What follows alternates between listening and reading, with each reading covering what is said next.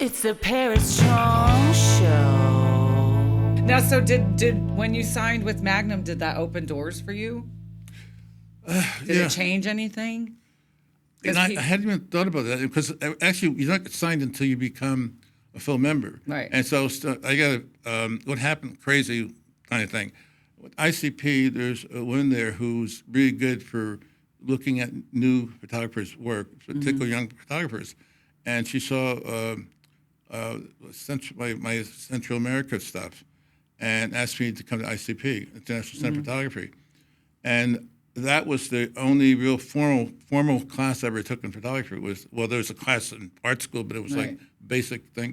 But about photojournalism was an ICP, and so I was glad that somebody from there was nosing because I had a great experience at ICP at the time. So I go there to meet her, and she really likes your work, and she's talking about like doing a show at ICP, and then the head of ICP came out.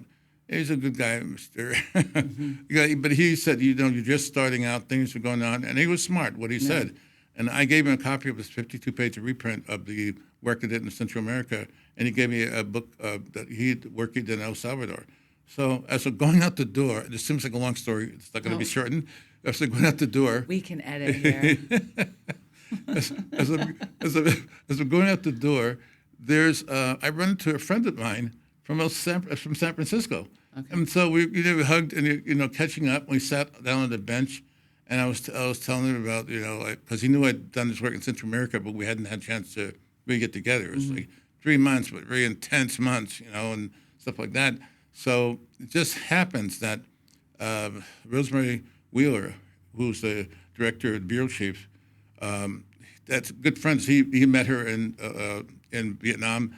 And with a couple other big people like the President of Magnum, and I wanted somebody that was going to say, "Hey, this is crap. You should have done this, or you got to think about this, or something." I wanted some people to say, "Oh, great work." I didn't really, not you don't like that, but you don't, I don't like it because I wanted to hear what I didn't do right, you know. And so you wanted to be critiqued. Yeah, critique. That is the word for it. And I wanted serious critique. And there's not many people you're going to run into who would understand even necessarily the kind of stuff what this means. Yeah. So anyway, he said, "Well, it just happens that they're friends and he was staying at her place while while I was in New York. I was on the way to someplace. I was on the way to getting ready to go to Harvard." For Neiman Fellowship. And so anyway, I asked him, I had a copy of the 52-page reprint. I gave one to the head of ICP. Anyway, I said, if she has any time at all, just like here, because I knew she was tough. Yeah. She was really, really tough. And I wanted to hear that. So he took it to her, and then I went to my mentor's place. They had a place and what they called Soho, now, before it became Soho. Right. So what was Soho before Soho? It was just, whatever. And so just dangerous. Yeah. No, this was a nice there. Yeah, Manhattan, so it was considered Manhattan. Yeah, it was probably nicer there than it became, trickier. Mm-hmm. Okay, and so anyway, what happens is about a few hours later, a phone rings at my mentor's place, and it's Philip Jones Griffin, President of Magnum, wants to talk to me. And at first, I really thought it was some kind of joke. I thought somebody was thought you were on camera. Yeah, or pretending, or just because I got some. Why? Because your work's so good. Why would you think that? Because of the way some people treated me, you know. Yeah. So anyway, what happened is I thought it was a joke or something, and so this is Philip Jones Griffin, and I can't even do an imitation of his voice very well. But he said a few things. He said, "I'd like to meet you. Can you come to Magnum?" And so I was thinking fast. I said, "Well, I'm sort of busy today. How about maybe tomorrow?" I wanted to see if it was for real. Yeah. So when I went to the office, I was treated like so well. It was like almost like I was there, just the place where I belong. Yeah. And I talked to Philip, and he told me he'd like me to submit a portfolio for Magnum, and that's how it started. Then the first thing that happened, I was the first and probably the last newspaper photographer that went directly from the newspaper to Magnum. That's amazing. And it wasn't set fully yet because, I mean, I was still working as a staff photographer at the San Francisco Examiner. Eric Mskauskas was the director thing, and that's important. And I don't know if I've ever made that clear to him because he's such a smart guy, a good guy, a sensitive guy. Mm-hmm. And, you know, when I first went to him talk about doing the death squads, and you know, Jonestown had happened.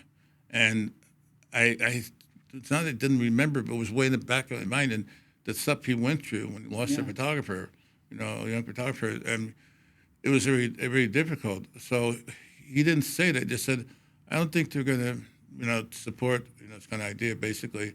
And I thought it was, it's going to cost maybe too expensive. But no, I didn't. You know, time goes by and you realize how stupid you were. That, of course, it's about this kind of thing. Yeah. And then he said, well, I can do that. And I said, well, I understand. And I was thinking because of, you know, how much it cost. And I said, I'll just go on my vacation. So he went back out. I wasn't trying to maneuver anything. Yeah. And went back out, talked to the editor and city editor, and they were really good at doing big projects. That's one of the best projects I ever worked on. Which project? That project Yeah. in Central America. Really? I wanted to understand what was going on. I was into history in a big way, and somebody could say, what about this? No, I see the history that you probably don't pay attention to. Did you spend a lot of time there? Yeah, first 2 months, Oh. and then I came back and processed stuff and went back for another month. And there was no boring days, not one.